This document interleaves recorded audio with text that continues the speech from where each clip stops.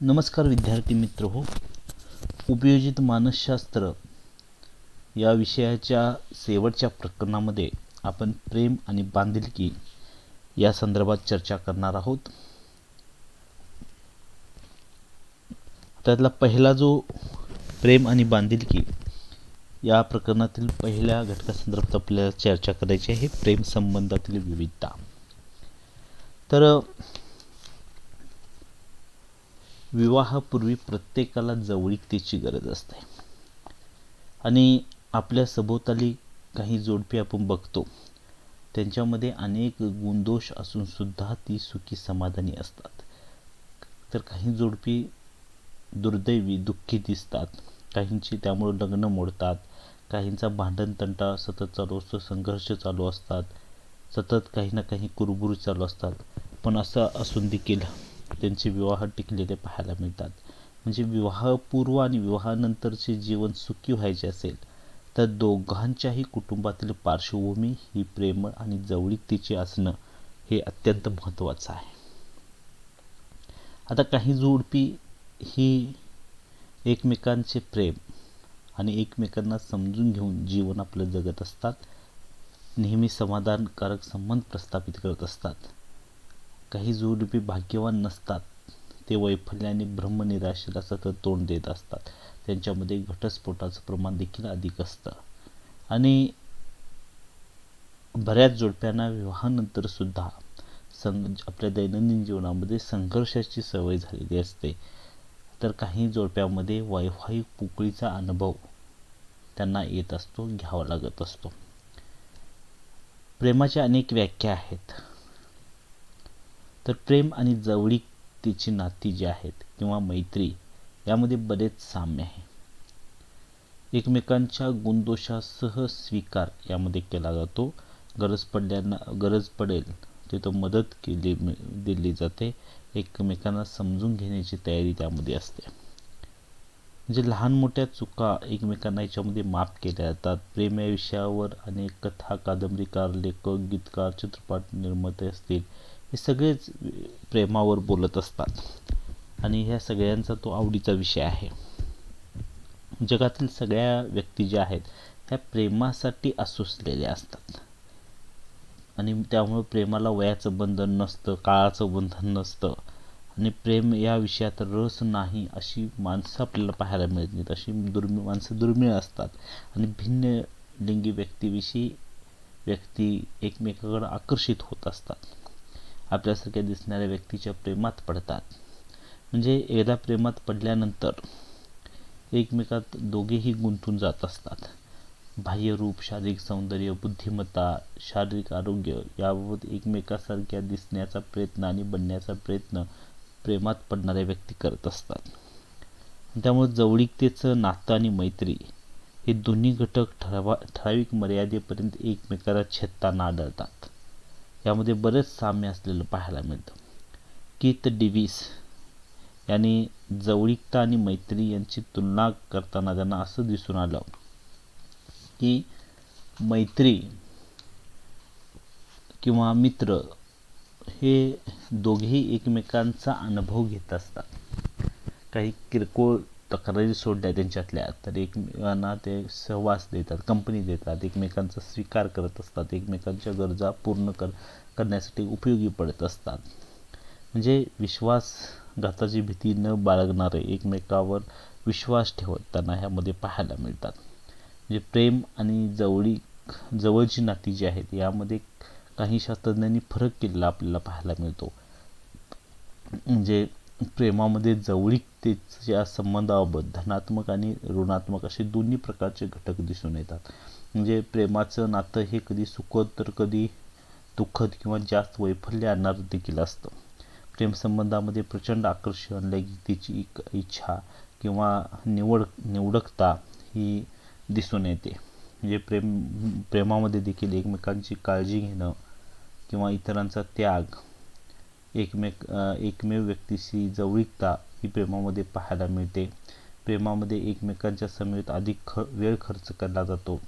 प्रिय व्यक्तीला सर्वस्व वाहण्याची वृत्ती त्यामध्ये असते, कारण त्याच्यामध्ये भावनिक गुंतवणूक ही प्रेमामध्ये मोठी असते आणि मैत्रीपूर्ण संबंधापेक्षा प्रेम संबंधामध्ये उभयमुखता, संघर्ष, तणाव, परस्परावर टीका या गोष्टी प्रेमामध्ये चालत असतात. म्हणजे शेवटी प्रेम संबंधामध्ये एकमेकांना स्वीकारणं किंवा एकमेकापासून अलिप्त होणं ह्या गोष्टी आढळतात प्रेमामध्ये. म्हणजे प्रेमामध्ये दोघाशिवाय वाटेकरी नसतो. त्या दोन व्यक्तीमध्ये प्रेम हे चाललेलं असतं. त्यानंतर घनिष्ठ मैत्री जी आहे आणि जवळीकता यामध्ये दोन्हीमध्ये फरक कसा करावा हा सगळ्यात गोंधळात टाकणारा प्रश्न आहे.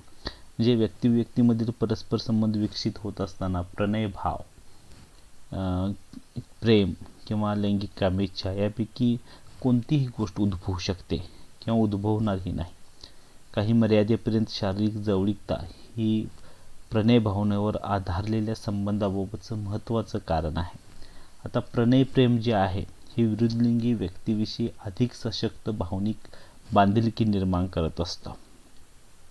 आणि गेल्या काही वर्षामध्ये आपण बघितलं तर समाजामध्ये आणि विविध देशामध्ये सामाजिक सांस्कृतिक बदल झपाट्यानं होत आहेत आणि मग त्यामधून अनेक गोष्टी निर्माण होताना आपल्याला पाहायला मिळतात. म्हणजे प्रेमाचा एक खास प्रकार म्हणजे प्रणयभाव प्रेम असं म्हणता येईल आपल्याला. आणि यावर बऱ्याच लोकांचा विश्वास आहे. यामध्ये प्रिय व्यक्तीविषयी तीव्र भावनिकता ही निर्माण होत असते. प्रणयभाव प्रेमामध्ये तीव्र भावनिकता ही निर्माण होत असते. सायकोलॉजी टुडे या सर्वेक्षणामध्ये रॉबिन स्टेन यांनी एक अभ्यास केला आणि या सर्वेक्षणामध्ये त्यांनी समान स्त्री पुरुषांची निवड केली. काही विवाहित, काही अविवाहित अशी जोडपी होती. या सहभागी झालेल्या सर्वेक्षणातील वयोगट जो होता 20 ते 40 वर्ष दरम्यानचे हे लोक सगळे होते. या सर्वांनी प्रणयाबाबत हट्टी विश्वास व्यक्त केलेला पाहायला मिळतो. म्हणजे प्रेमावर लोकांची गाढ श्रद्धा दिसून आली. फक्त 4% लोक जे त्यातले आहेत ते प्रेम प्रवण असे आढळून आले. म्हणजे त्या लोकांनी असं म्हटलेलं आहे त्या सर्वेक्षणामध्ये सहभागी झालेल्या की प्रेमात पडण्याचा अनुभव बऱ्याच लोकांनी घेतला होता. प्रणव जे आहे हे व्यक्ती याला अपवाद काही असतात. म्हणजे प्रेमामध्ये कमी सुख अनुभवतात या व्यक्ती आणि प्रेमाची पहिली पाहिली म्हणून प्रणय असं त्यांनी निवेदन या सहभागी लोकांनी केलेलं आपल्याला पाहायला मिळतं. त्याचबरोबर रॉबर्ट स्टर्नबर्ग आणि सुजान गॅझेक यांनी प्रेमाचा त्रिकोण प्रारूप 2004 मध्ये सांगितला.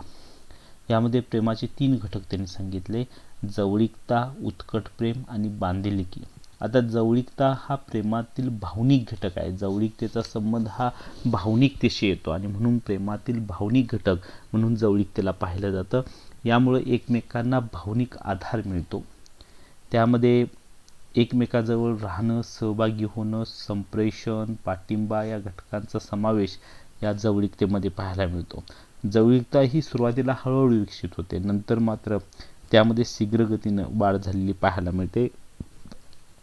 प्रेमसंबंध हे जे आहेत कमी होईपर्यंत जवळीकता टिकून राहते आणि ते प्रेमसंबंध जसे कमी होतील तसं त्याच्यामध्ये हळूहळू घटही निर्माण होते. म्हणजे जवळीकतेचा अभाव म्हणजे प्रेमसंबंधाचा अंत असं आपल्याला म्हणता येईल.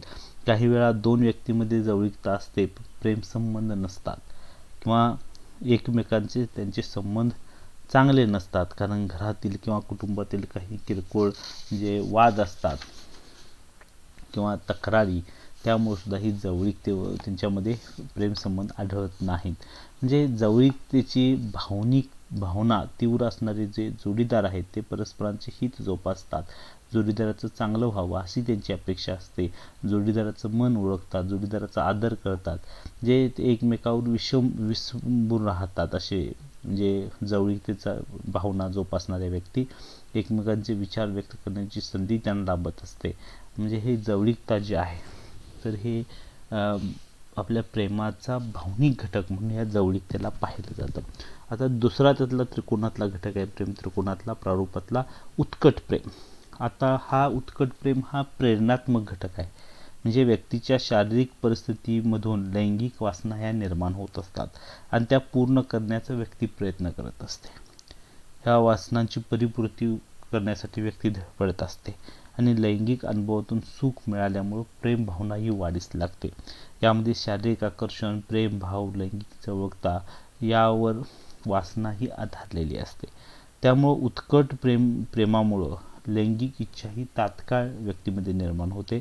एकदा म्हणजे लैंगिकता तृप्त झाली की पुन्हा वारंवार ती इच्छा तृप्त करावी अशी इच्छा व्यक्तीमध्ये निर्माण होत असते आणि त्याचं नंतर सवयीमध्ये रूपांतर होतं. आणि ज्यावेळी दोन व्यक्तीमधील प्रेमसंबंध कमी होतात त्यावेळी त्यांच्यामध्ये अवसाद अवस्था, प्रक्षुब्ध अवस्था किंवा क्षोभ आणि इच्छाशक्तीचा अभाव ही लक्षणं व्यक्तिमत्वामध्ये त्या व्यक्तींच्या दिसून येतात. म्हणजे उत्कट प्रेम हा एक प्रेरणात्मक घटक हा प्रेमाच्या त्रिकोणातील आहे. आणि तिसरा शेवटचा घटक जो आहे बांधिलकी. आता हा बोधात्मक घटक आहे, बोधनिक घटक आहे. म्हणजे हा घटक जो आहे हा जोडीदार एकमेकावर प्रेम करून एकमेकासोबत राहणे याविषयीचा निर्णय यामध्ये असतो. म्हणजे जोडीदारावर माझे प्रेम आहे, परस्पर संबंध टिकून ठेवणं ही माझी जबाबदारी आहे असं त्या व्यक्तीला वाटत असतं आणि त्यातून हा तिसरा घटक हा निर्माण होत असतो. बांधिलकी जी आहे तर बांधिलकीची उत्कट इच्छा किंवा जवळीकता ही अतिशय महत्त्वाची असते. तर आपल्यातील प्रेमसंबंध दीर्घकाळ टिकण्यासाठी सुरुवातीला बांधिलकी संत गतीनं असते, नंतर ती शीघ्र गतीनं वाढते. म्हणजे प्रेमसंबंध वाढल्यानंतर बांधिलकी सुद्धा हळूहळू वाढवू लागते दोघांमधली. आणि ज्यावेळी परस्परातील संबंध कमी होतात त्यावेळी बांधिलकीचा स्तर सुद्धा कमी होतो, बांधिलकी सुद्धा दोघांमधली कमी होते. ज्यावेळी परस्पर संबंध दुरावतात त्यावेळी बांधिलकी सुद्धा संपते, त्यात बांधिलकी सुद्धा स्तर हा शून्यावर असतो. म्हणजे विशिष्ट संबंधाचं मापन करण्यासाठी काही ज्यावेळी निकष ठरवलेले आहेत त्यामध्ये त्या नात्यामध्ये जवळीकता, उत्कटता, उत्कट भावना आणि बांधिलकी यांचं अस्तित्व अशा जोडीदारामध्ये दीर्घकाळ आणि कायमस्वरूपच असणं गरजेचं आहे. आणि त्यामुळं त्यांचे नातेसंबंध हे दीर्घकाळ चांगल्या पद्धतीनं प्रस्थापित होतात, टिकून राहतात असा निष्कर्ष स्टर्नबर्ग आणि त्यांच्या सहकार्यांनी काढलेला आपल्याला पाहायला मिळतो.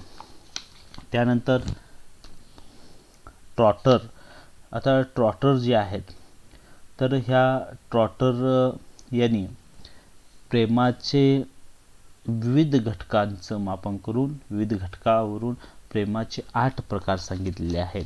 त्यामध्ये निष्प्रेम. आता निष्प्रेम हे जे आहे यामध्ये तिन्ही घटक अनुपस्थितीत असतात. म्हणजे प्रेमातले बांधिलकी, जवळीकता, तीव्र उत्कट प्रेम हे जे आहे हे तिन्ही घटक अनुपस्थित असतात. यामध्ये वैयक्तिक संबंधांचा अंतर्भाव होतो. हे संबंध वरवरचे असतात. म्हणजे आपण अनेक लोकांशी संबंध साधतो त्याला निष्प्रेम असं म्हटलं जातं. दुसरा प्रेमाचा प्रकार आहे आवड. आवडमध्ये यामध्ये जवळीकतेचा संबंध येतो, फक्त जवळीकता.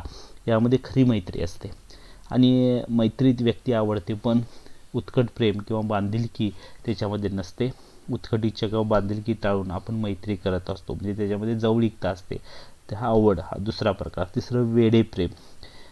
ही प्रेमाची मोहिनी तात्काळ निर्माण होत असते आणि तात्काळ नाहीशी होत असते. आता हे जे आहे बांधिलकी आणि जवळीकता नसताना सुद्धा प्रथमदर्शनी निर्माण झालेलं उत्कट प्रेम जे आहे, म्हणजे उत्कट आणि झपाटून टाकणारं प्रेम म्हणजे वेडं प्रेम असं आपण म्हणतो. कधीच न पाहिलेल्या व्यक्तीबद्दल तीव्र ओढ वाटणे किंवा भिन्नलिंगी व्यक्ती एकमेकांना पाहून एकमेकांकडे आकर्षित होत असतात, त्यानंतर ते कधीही एकमेकांना भेटलेले नसतात. असं जे प्रेम असतं त्याला वेडं प्रेम असं म्हटलं जातं. रिते किंवा पोकळ प्रेम हे जे आहे याच्यामध्ये फक्त बांधिलकी असते. म्हणजे जवळीकता आणि उत्कट इच्छा जी आहे, उत्कट प्रेम यांचा अभाव यामध्ये असतो. आणि एखाद्या व्यक्तीवर प्रेम करण्याचा घेतलेला निर्णय हा या रिते किंवा पोकळ प्रेम यामध्ये पाहायला मिळतो. म्हणजे उदाहरण घ्यायचं म्हटलं 25-30 वर्षापूर्वीच्या आपण लग्न झाल्यानंतर एकमेकांना आपण भेटतो आणि जवळीक आणि कामेच्छा न वाटता आपण लग्न निभावत राहण्याची प्रवृत्ती आपल्यामध्ये पाहायला मिळते. हे जे आहे ते रिते किंवा पोकळ प्रेम या प्रकारामध्ये मोडतं. त्यानंतर जो आहे त्या म्हणजे प्रणय प्रेम. यामध्ये जे आहे प्रणय प्रेमामध्ये परस्पराबद्दल शारीरिक आणि भावनिक प्रेम असणारे जोडीदार असतात. त्यांच्यामध्ये बांधिलकी नसते, पण यांच्यामध्ये उदाहरणार्थ अल्पकाळ टिकणाऱ्या भानगडी ज्या आहेत, सुट्टीच्या कालामध्ये फावल्या वेळेमध्ये जुळलेलं जे प्रेम आहे ते प्रेम म्हणजे प्रणय प्रेम. या सदरामध्ये हे प्रणय प्रेम मोडत असतं. त्यानंतर पोरकट किंवा मूर्खवत प्रेम हे जे आहे याला हॉलिवूड लव असं म्हटलं जातं.